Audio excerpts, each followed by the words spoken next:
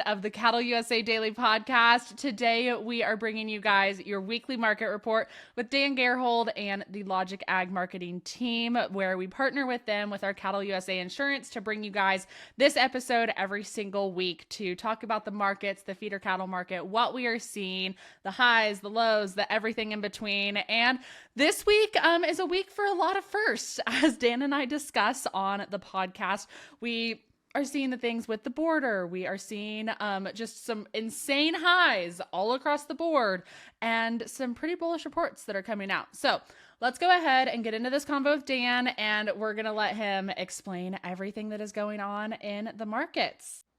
Grilling season, Lauren. Let's go. Shut up. I love that. Let's go. Beef month. Come on. What are you talking about? Everybody should know what I'm wearing. Yes. This is amazing. Right? I love this. You love this. You're going to go buy one, aren't you? Yeah. I'm going to go buy one for my husband. Or maybe I need to buy one for myself, and then we can have matching shirts. Absolutely. On our weekly podcast for Beef Month. Yep. Funny story about this shirt's debut is I was at a pretty big conference down in Florida, and it was end of day. We were just going out to hang out with some of the big wheels, and I come down in the elevator, and I'm riding with Shane and Adam, and they're giving me shit like, this is a dressy event, right? You can't wear that. And I'm like, oh yeah? Watch me. So I wore it. We get off the elevator.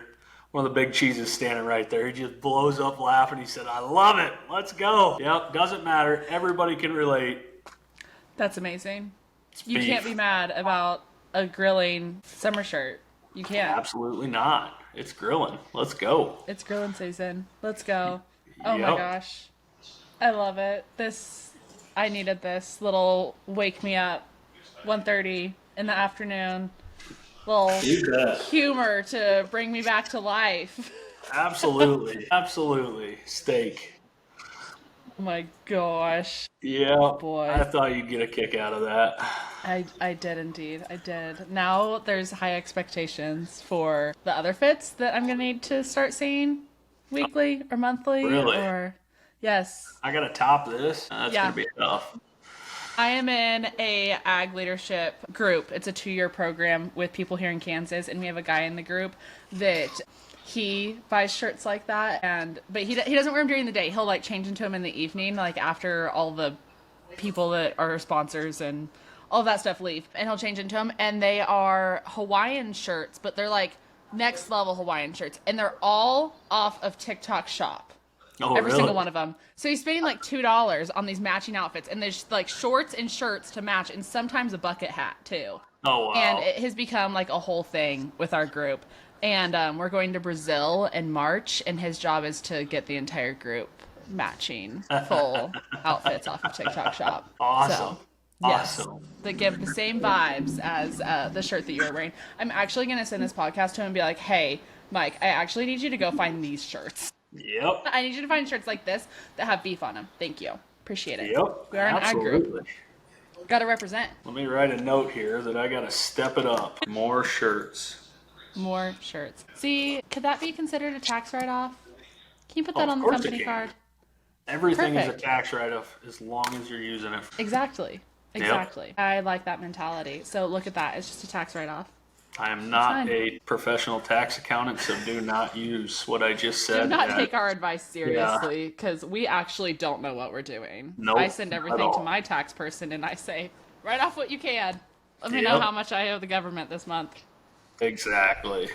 Exactly. Hoorah. Well, markets. Unreal. Unbelievably real. Unreal. Uh-huh. Just, wow. Old Brooker Allen surprised us with that one. Mm-hmm. Yeah, big gap in the feeder cattle thrown in yesterday morning when we opened up. Closed the thing, up $6 on its highs. Unbelievable. I'm trying to figure out what other bullish news they can throw at this market right. It's beef month. You got 350 boxes, or not quite. We're trying today. We'll see if we can close it at 350, but I'm optimistic we're gonna hit that target. and hopefully break through it if we can hold the demand. Yeah, cash feeders in the barns are just unbelievable. I mean, every day I pick up the phone and talk to different guys and, well, what'd you buy? This and that. Every day it seems like it's a new record high for every single weight class. I mean, it's not like it's just yearlings or just steers. It's all of them. They're all crazy.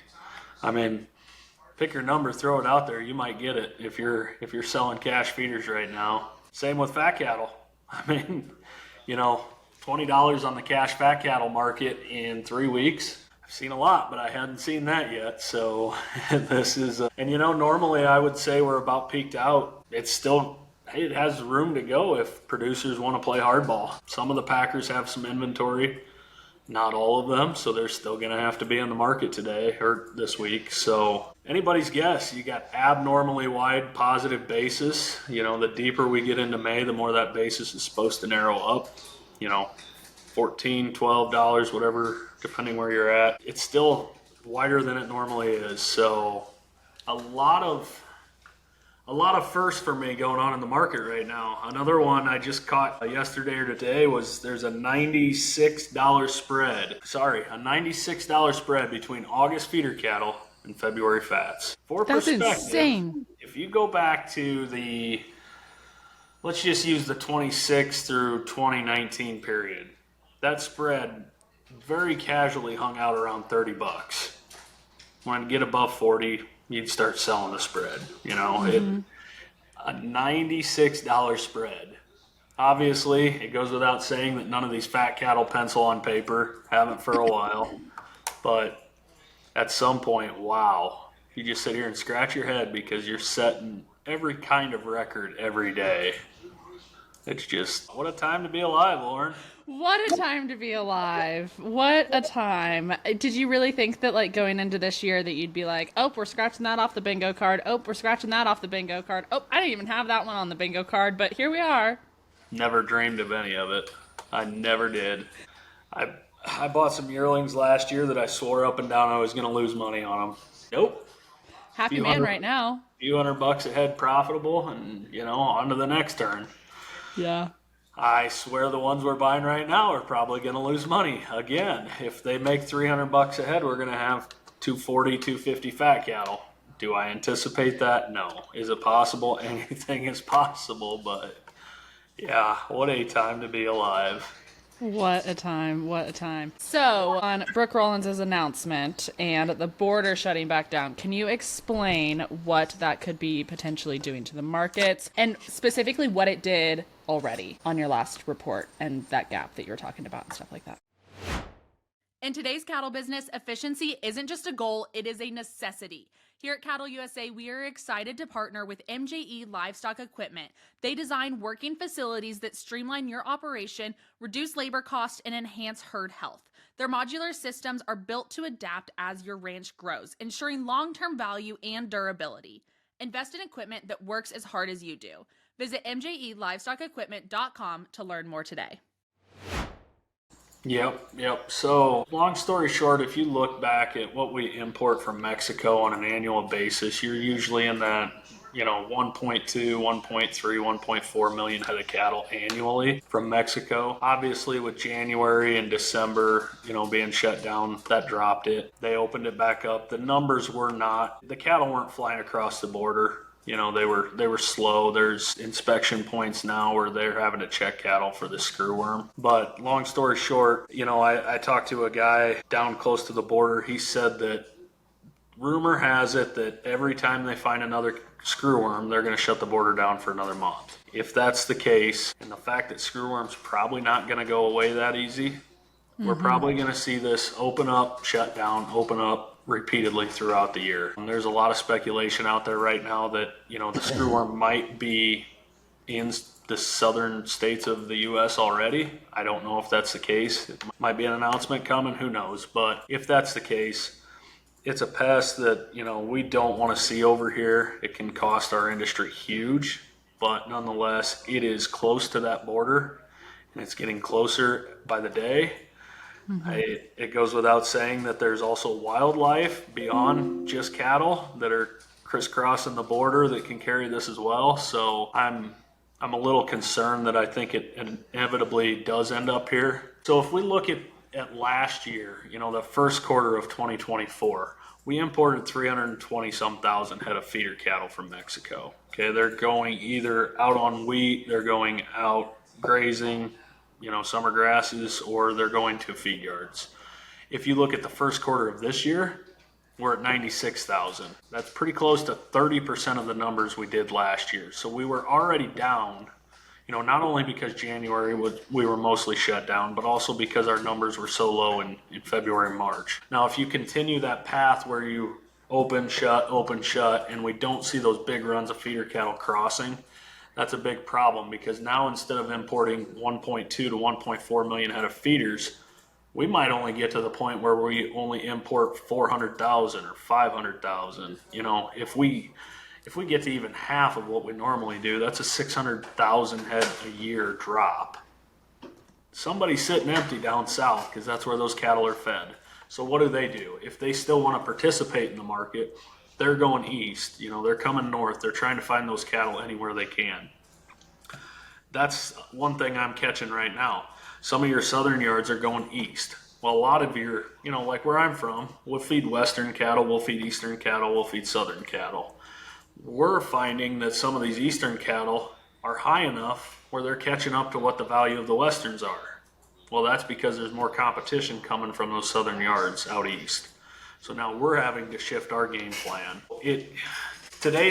Not today, but if you look at the feeder cattle index, which settles LRP and it also settles futures, today is the first day since, not today's quotes, but feeder cattle on the 12th. So yesterday's feeder cattle index price was the first time we broke that $300 mark. We're at 301. And I'm seeing cattle from Oklahoma City all the way up north still going up in price and not softening. What does that mean? So we start looking out at these deferreds, the August board 306, further out beyond that. Are we going to see a reduction or a softening in price to where we see that feeder cattle index start dropping? Well, eventually when numbers get tight, when numbers get higher, available numbers, that index should drop. Right now, the demand is so strong, even if numbers were huge, I don't think it'd drop a lot. When is that demand going to stop? Tell me when the feed yards start losing money, and I'll tell you when that feeder cattle index is going to drop. So when it comes back to the gap we left on the chart, well, that can either be an extension gap, meaning this market's undervalued, and we're just going to go to I guess we're already at the moon. Maybe we go to Mars, Jupiter, whatever planet, but is that an extension gap, meaning the market's still going to go higher? Or is that an exhaustion gap? So when I talk about an exhaustion gap, is the market tired? Are the hedgers finally blowing out of their hedges, throwing in the towel, and the market gapped higher on big news? Well, when I look at open interest that shows me the amount of contracts traded in the futures market, feeder cattle open interest is still rising. So we're still bringing new buyers into the market. That's a strong market, a healthy market. When I look at the fat cattle board, open interest dropped in the last 2 days. I think like 7,000 contracts. They gapped higher yesterday as well. That's an exhaustion gap. So fat cattle are getting exhausted at these levels, but feeder cattle seem like they want to keep going. What happens? Flip a coin. You tell me what you think, and I'll probably start trading it. That makes sense. Excuse me. Do you think that this situation, if we're going to be seeing an opening and closing of the border for the rest of the year, we're obviously not going to be reaching those numbers that we had last year. It's not going to happen. Are we going to start looking into other markets to fill that gap, or are we just going to be in a high demand year? Personally, I think a high demand year. You start importing feeder cattle out of other countries. Canada's another one where we don't normally import a lot of calves to get placed into feed yards. If you look at the first quarter out of Canada compared to the first quarter of last year, we're almost double. So we've got a few more cattle feeders to go on feed coming out of Canada. But that I don't think that we stayed double there to make up for the drop in Mexico. I think that's just our first quarter because of our markets. Personally, I think it's just tight supplies, high demand. I don't think we're going to load boats out of Australia and out of South America like crazy and start pounding these things into our ports to place on feed. I guess it's a year of firsts everywhere, so maybe it's possible, but not expecting it. I think you're just going to see some very, very resilient prices until we start seeing, some outside factor making beef demand drop, making fat cattle prices drop. You're just going to have high price calves. That makes sense. Anything else within the market? We've had a little bit of a crazy week. We spent some time talking about the southern border and everything that's going on there, but anything else that we need to hit on for the craziness that we've been seeing, or anything that we're looking at for the future?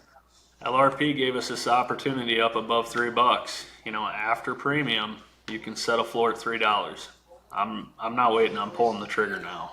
I know I just said that this market could stay strong all year, but it just takes one hiccup somewhere, and all of a sudden we're losing a lot of money on these calves. These turnout cattle, they're all high priced. Balling calves at 600 pounds worth $2,400-$2,500 a head. It's unreal. I mean, yeah, you could buy a house right now for what a single load of feeder cattle costs. It's just it's remarkable. Love seeing it. Another thing, had a corn report yesterday, I should say all grain report. Had some bullish numbers come out, but the market still trended lower today. Personally, I think that's just a money flow problem. Equities are shooting higher with this potential trade deal getting sorted out with China. So with equities going higher, money flows away from grains. It's just very common for those two to move inversely. As soon as you get into, I would say, late May, and we really start trading some of these weather markets we're experiencing, dryness out west, sloppy wet east, eastern corn belt, I think the corn market really has a chance to pop here if those type of weather issues persist. So I'm buying corn. I told myself if it gets any cheaper, I'm just going to keep on buying. We'll see how that works out in the long run, but that's the plan. Perfect. Awesome. And as always, we have that LRP insurance link down in the show notes for you guys to go check it out. Again, like Dan said, it's better to just have your butts covered and not need it than be talking to us in 2 months and say, well, shit, I wish I would have grabbed it when it was at $3. So, as always, go check that out, and we will. Thanks for listening to another episode. I hope if you guys enjoyed Dan's outfit, I'm going to need y'all to let us know so that we can hype him up for bringing some more fits to the show. Yes, 1,000%. It's grilling season. It's beef month. It's a great time to be doing it. I think I'm going to need to go Amazon or TikTok shop it up and go find myself something to one up this, because I feel so boring over here in just my red, but it's fine. But anywho, as always, thank you to all of our listeners for listening to Dan and I's conversation today, and we will see you all tomorrow on another episode. Have a good one, y'all.